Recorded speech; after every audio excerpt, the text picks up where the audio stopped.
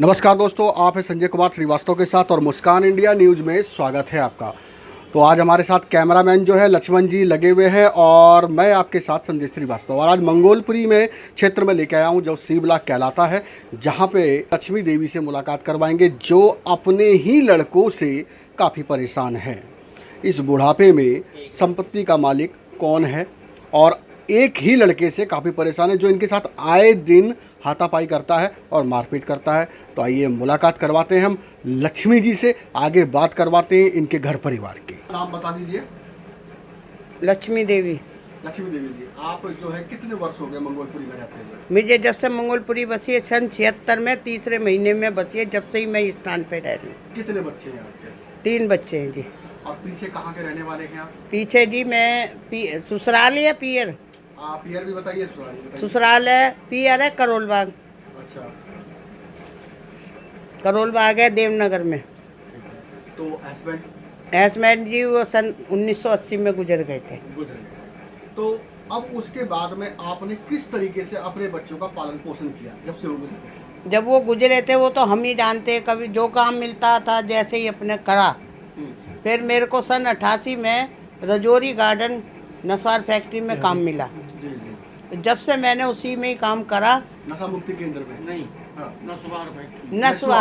नस्वार factory है जी जी। जिसमें नशे का ही काम है, वो नशे का ही जी, है। जी। नस्वार फैक्ट्री है, उसे नस्वार ही बोलते जी, हैं। जी। 5 फोटू नस्वार। जी जी जी। तो उसके बाद में जब आपके जो 3 लड़के हैं उसमें से मैंने सुना एक लड़का का दिमाग जो है थोड़ा कम है। इसका है जी राजू का। राजू का। तो ये काम धंधा वगैरह नहीं कर पाता? नहीं कर पाता। और जो बड़े वाले हैं? वो दोनों काम करते हैं अपने, दोनों उनकी घर गृहस्थी है। अच्छा, तो कहाँ कहाँ रहते हैं आपके साथ? एक तो उस ऊपर रहता है, अच्छा। एक देहरादून रहती है जी जी। अपनी माँ के घर। तो इतनी मुसीबत से आपने पाला पोसा, उनकी शादी की, तो अब क्या वो आपको सहारा नहीं दे रहे?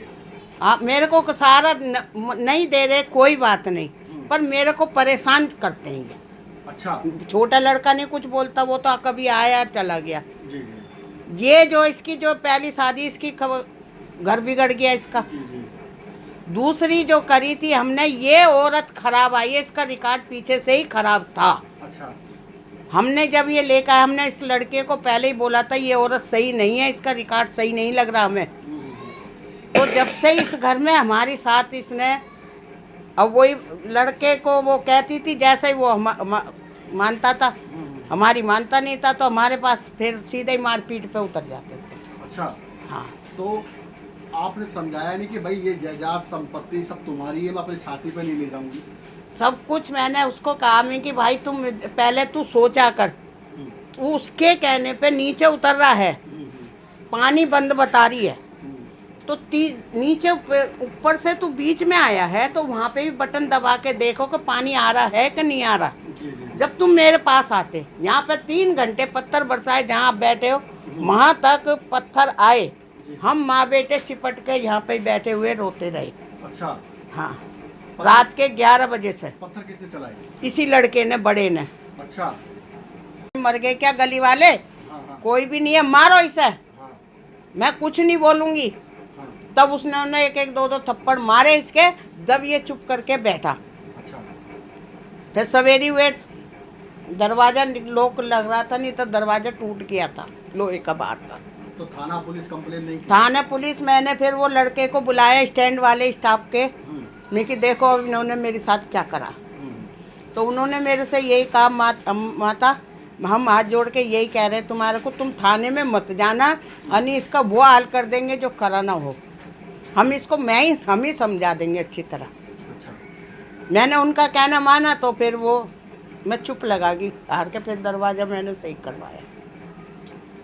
तो दर्शकों देखिए यहाँ पे माँ की ममता क्या कहती है। अगर चाहे तो ये लड़के पीट भी सकते थे, इनके खिलाफ कानूनी कार्रवाई भी हो सकती थी, लेकिन माँ ने ऐसा नहीं चाहा। और अगर माँ ऐसा नहीं चाहती है तो क्या मांगती है? 1 वक्त की रोटी, 2 वक्त की रोटी और थोड़ा सा प्यार। जैसे बच्चों को उसने खिलाया पिलाया, बचपन में चड्डी पहनाई, इसी प्रकार से अब बुढ़ापा बचपना हो जाता है। तो बच्चों को अपने माँ बाप पे ध्यान देना चाहिए। जी आगे बताइए। अब उससे बाद में फिर क्या हुआ कि इसने साली के पीछे, साली आती थी इसकी बहन, वो इस इधर से चढ़ती थी, पीछे से पेरेंटों को लेके आती थी। जी जी। तो मैंने इस लड़के को कहा कि नहीं माना, नहीं माना ये, नहीं माना तो फिर मैं एक दिन मेरे को पता लगा, मैंने थाने में पुलिस में रिपोर्ट दे दी। वो पुलिस आई, वो हमको भी ले गई।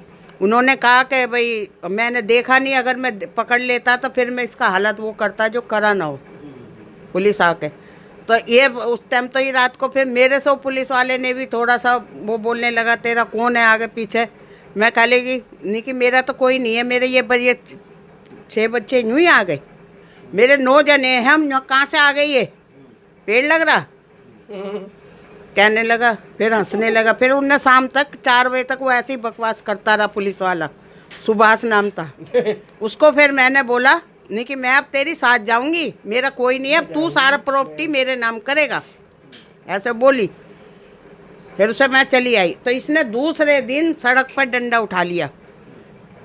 तो सामने वाले 2 सामने के आदमी थे डीसी एमसीडी के दफ्तर के, जब वो कह लगे बुढ़िया पे हाथ मत उठा देना,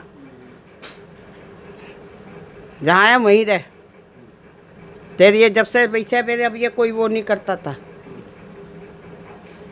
इसने पहले तो पानी के पीछे मारा, फिर उसके बाद में पहले एक दफ़ा हाथ छोड़ा, मेरी आंख में डिपेट आ गया।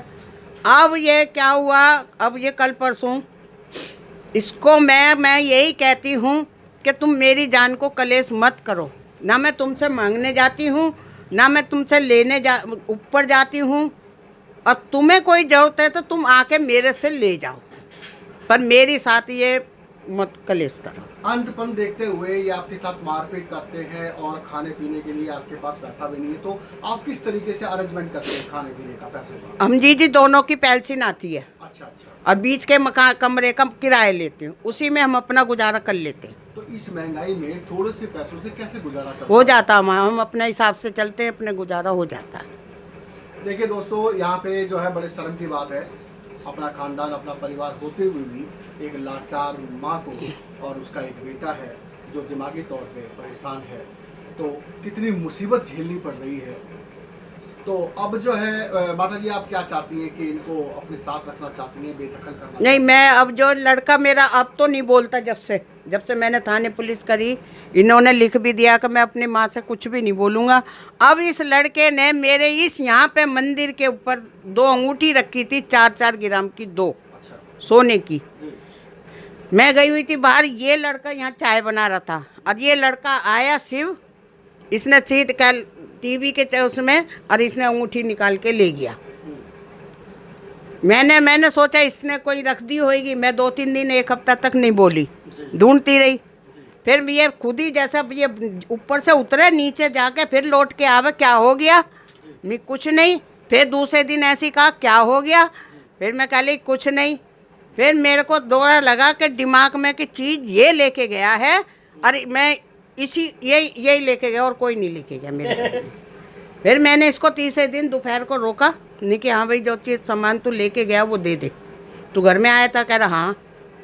मैं क्या अच्छा था। कहता मैं तो नहीं ले गया। मैं कि वो सोने की है, 2 अंगूठी मेरी सोने की है, 4-4 ग्राम की, दे दे। 2 दिन मैंने इसको पूछा, नहीं मना कर दी। मैं चुप लगा के बैठ गई, नहीं कि चुप लगा के बैठ गई। तो लड़का कह रहा मेरा ये लड़का कोई चोर है। मैं कि भाई रे, मुझे तो तेरे लड़के पे ही शक है, तेरा लड़का लेके गया।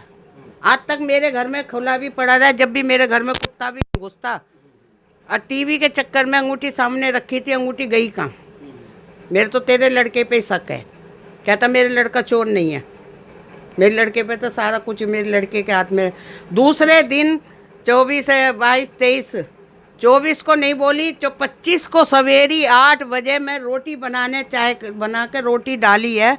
उससे बाद में क्या हुआ, लेके दोनों माँ बेटे, लड़का सुमन और शिव, दोनों जने ने मुझे यहाँ पे घर के अंदर ही मारने लगे। मारा, मेरे आँख में डिपैट आ गई, नाक से खून आया, सारा मुंह मेरा हालत ख़राब हो गई। फिर पीछे पीछे ये लड़का आया, जब तक वो बाहर निकल गए, मैंने धक्का मार के बाहर करा इन दोनों। तो पीछे से वो लड़का मारा, तो आगे से ये मार रही है शिव। उससे बाद में क्या हुआ कि लड़के ने मेरे को, तो मैंने उसका हाथ, डंडा था मेरे हाथ में, तो उसने मेरे को पता नहीं क्या देख के उसने अपनी घरवाली के एक डंडा मारा, बाकी मेरे से कुछ बोला नहीं। और ऊपर से उससे बाद में फिर भी इन्होंने मेरे को मारा। 100 नंबर पे फ़ोन करी, 100 की कॉल पे पुलिस वाले आए थे, पुलिस वाले आए तो उन्होंने क्या कहा, वो चलिए भाग गई दोनों माँ बेटे। तो ये लड़का क्या कह रहा, आवाज़ मत निकाल देना मेरा लड़का। उससे बाद में क्या हुआ, मैंने फिर वो उन्होंने मेरे को बुलाया, मैं गई तो कहने लगा अच्छा मैं बुला लेता हूँ। फिर दूसरे दिन शाम को आए पुलिस वाले, फिर वो उससे कह के गए, तो पता नहीं किसको लेके गई ये मेरे को मालूम नहीं। उससे कह लगे 100 नंबर की कॉल कोई नहीं मानी जाती है, पक्की रिपोर्ट लिखाओ। पक्की रिपोर्ट लिखा के आई, मैं 26 तारीख को सवेरे 12 बजे कुछ मिनट में दे के आई हूँ रिपोर्ट। तो उसकी कोई कार्रवाई सुनाई नहीं हुई, कहते तुम्हारे घर की मामला है, हम नहीं कर जिसको सकते। बेदखल करना उस लड़के का नाम क्या है? जो लड़के, ये तो अब बड़ा वाला तो सही है, अब भी ठीक है। ये जो पीछे से जो लेके आई है, इसके दोनों लड़के और सुमन। सुमन, सुमन कौन है? बहू है। हाँ, तो सुमन को और सुमन के 2 लड़के हैं। आदमी का क्या नाम है? आदमी का ठाकुर दास है, ये यही तो लेके आया है ना इसे। तो ठाकुर दास को भी निकालना है। हाँ, वो तो फिर इसके साथ जाएगा तो रह, नहीं जाएगा तो रह मेरे पास, रहेगा तो इनके साथ भी जा। नहीं, मैं तो इन तीनों को दखल करूंगी, अब नहीं रखती घर में। पहले तुम दोनों थे तब मुझे मारा तुमने, अब इसको तैयार कर लिया, कल को ये हमें भी मारेगा, फिर मारेगा। चलिए ठीक है माता जी, हमने बहुत आपकी स्टोरी सुनी और शायद हमारी पब्लिक देखे, इससे शायद कुछ असर पड़ेगा और आपकी लड़के के हम बेदखल की बातचीत करते हैं। जब तक के लिए नमस्कार। संजय कुमार श्रीवास्तव, दिल्ली।